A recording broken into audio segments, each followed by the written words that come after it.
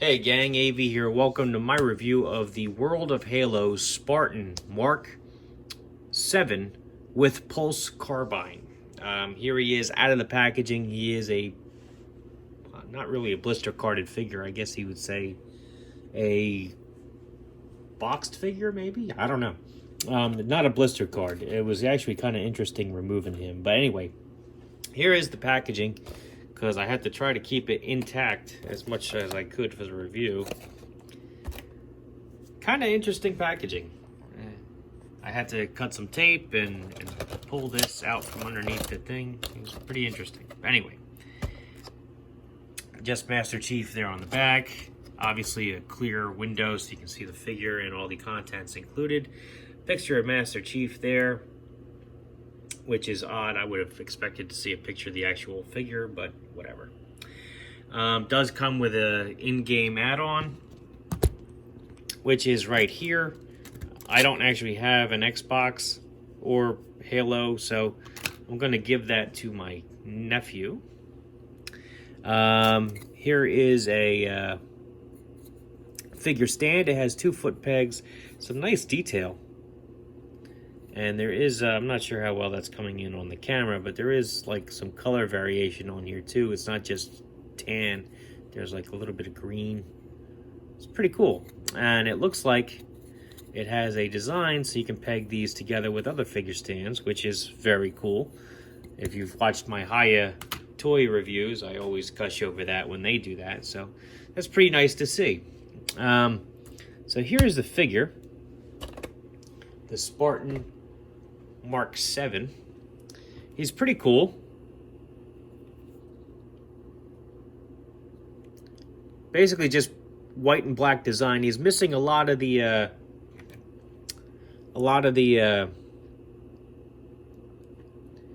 weathering detail that the Master Chief had.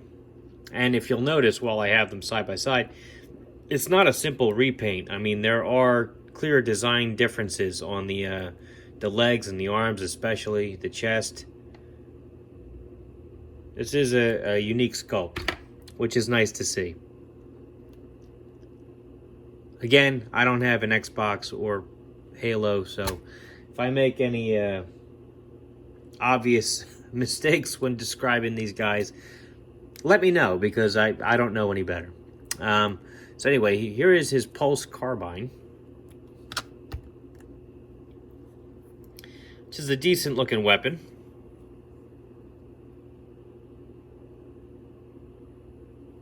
I enjoy the fact that they give him some painted detail on these things. It does look nice. These figures retail for $10, and considering the sculpt, the design, the paint, and the the articulation, that's a damn good deal, frankly. It does have this peg on here, which enables you to peg it into his back for storage. However, I will warn you that because of the white paint on this guy, it's really, really layered thick on here. So mine, I had to use an X-Acto and go in there and just clean it out a tiny bit just to actually get the damn thing to peg in. So may want to keep that in mind. Also, I did notice that the bottom joint on his leg also makes his bottom calf warp out the first time you bend it. I thought it was just paint, so I started cutting it away, but no, it's the plastic. So the joint actually bends out the plastic on the thigh, or the calf, I'm sorry. So keep that in mind. All in all, though, still pretty cool looking figure. His head is on a ball joint. He will do a full 360. He's not hindered by his armor at all. He can look down very good, up pretty decent. No real tilt side to side. Arms will do a full 360. They go up about this high. There's nothing at the bicep. Elbows will flatten out. They will also do about 90 degrees and rotate full 360. Wrists, full 360 rotation. They also tilt down and up. His abs, not much there, quite frankly. The design of his armor really prevents him from really using his crunch at all. He does have a slight swivel at the waist itself, so there is that. Legs will kick up about that high, back a little bit. He can do the splits about like that. Knees double jointed. He can kick his heel back very far, but as I explained, I mean, I had to cut a little bit out of his calf in order to be able to do that. Ankles, he has a rocker joint, so he can tilt side to side. He can point his toes down about that far, up about that far. So very cool articulation on this guy. Let's do some size comparison now.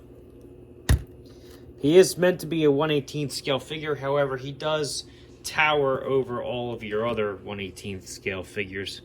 So bear that in mind. So here is his, here's a vintage G.I. Joe figure.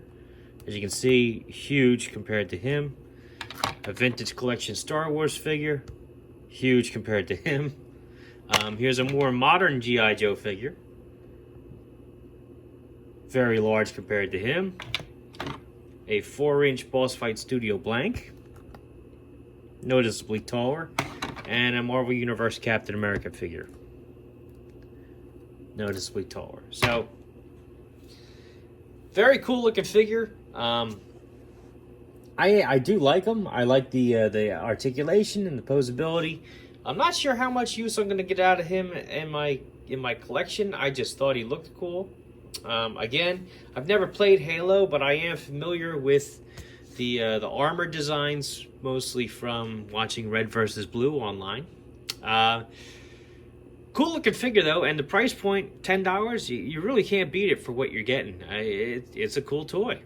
That being said, this has been AV. If you like this video, check out my channel. If you like what you see there, then please subscribe. And as always, thanks for watching.